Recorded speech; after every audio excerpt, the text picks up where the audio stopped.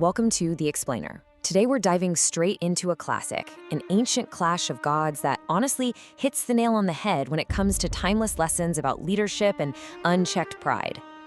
So, what actually happens when the gods of the sky and sea go to war over pure, unadulterated ego? To really understand the devastating consequences of that kind of pride, we're going to explore this epic myth where, get this, a single ordinary mortal actually manages to change the minds of deities. All right, let's kick things off with Section 1, the division of power. To set the stage, we have to look at how the universe was split up way before humans were building cities. You know the history. Long ago, the mighty Titans ruled. Then, years later, the great Titanomachy War kicks off. And finally, after years of brutal, earth-shaking battle, the victorious young gods defeat the Titans and divide up the universe among themselves. And this creates a really fascinating contrast in how they ruled. Up top, you've got Zeus. He's raining from the heavens, throwing thunder from a literal golden throne. And then down below, you have Poseidon, ruling the oceans from this massive deep-sea palace made of coral and glowing pearls. It's a clear division, but as we'll see, being out of sight definitely did not mean out of mind. Which leads us right into Section 2, the storm of pride. Because a really dangerous jealousy was brewing beneath those waves.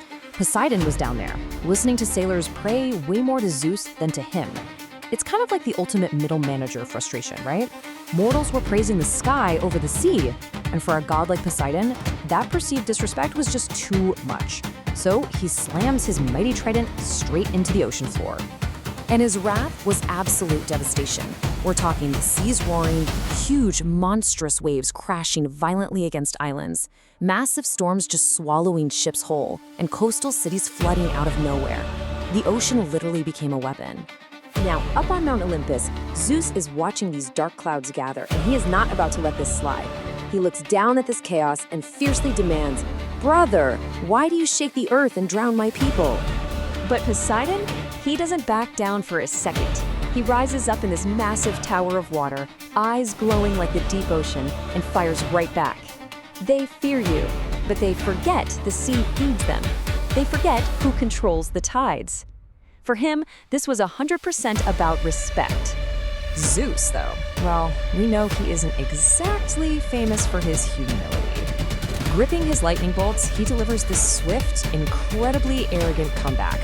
The sky rules above all, just completely dismissing his brother's power. And that was the final straw. Lifting his trident, Poseidon matches him word for word, declaring, "The sea existed before kings." Boom. He's drawing a line in the sand, setting the stage for an apocalyptic showdown between the elements. And that brings us to Section 3, Battle of Sky and Sea. This wasn't just some sibling rivalry. It was a war that threatened to break the very world apart. You've got Zeus on the offensive, hurling blinding lightning, splitting the clouds apart. And Poseidon counterattacking with giant waves rising like actual mountains and massive whirlpools just swallowing entire fleets. It was terrifying. And things escalated so fast, Poseidon hits the ground with his trident and the earth literally cracks open. Mountains collapse into the sea.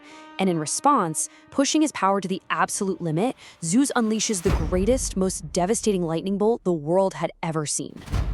And then, the sky just turned a blinding white. The energy released was so immense, there was this total, deafening silence. Right in the middle of that divine silence, we reach Section 4, the courageous mortal.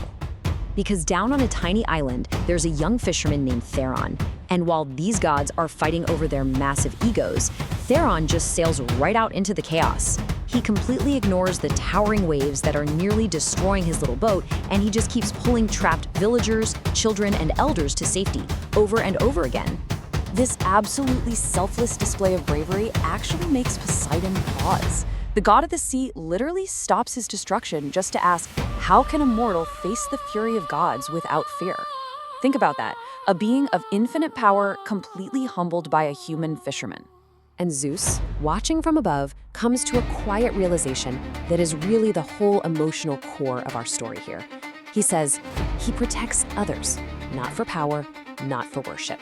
The king of the gods finally realizes that true strength isn't about demanding respect. It's about what you're willing to risk to protect others. Which brings us to our final act, Section 5, wisdom over power. The brothers finally get it. They realize their unchecked pride almost destroyed the very world they wanted to rule. So they step back. Poseidon deliberately lowers his trident. Zeus extinguishes the lightning in his hand. And slowly, the storms fade, and the sea actually calms down.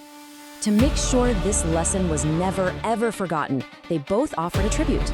Zeus honors Theron by placing a brand new courage constellation right up in the night sky. And Poseidon gives his own blessing, granting calmer tides and safer passage for any sailor who shows true respect for the sea. And that is what we call the lesson of Olympus.